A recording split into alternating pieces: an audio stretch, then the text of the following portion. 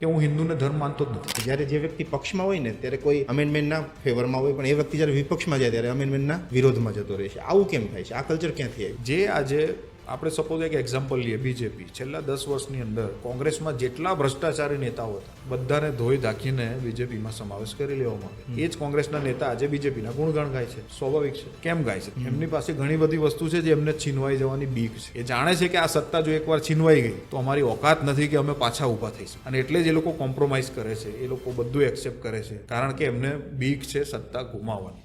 જે વ્યક્તિને ડર નથી એ ક્યારેય આ વસ્તુ નહીં બોલે, એક વાતની બે વાત નહીં કરે. એક એક્ઝામ્પલ આપો, હમણાં જ રિસેન્ટલી મેં વિડીયો મૂક્યો 2014 પહેલા પ્રધાનમંત્રી સાહેબ એમ બોલે છે આપણા કે હું હિન્દુને ધર્મ માનતો જ નથી. એમનો પોતાનો વિડીયો છે.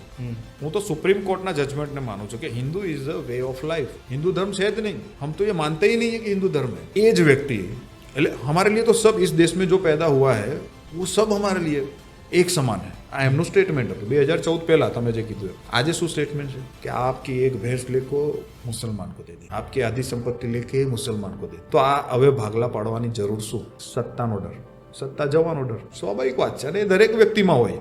એમાં આપણે નરેન્દ્ર મોદીનો વાંક ન કાઢી શકીએ. આ હ્યુમન બિહેવિયર છે. જે વ્યક્તિને ડર હોય એ વ્યક્તિ ક્યારેય ચેન્જ ના લાવી શકે. લખીને રાખો.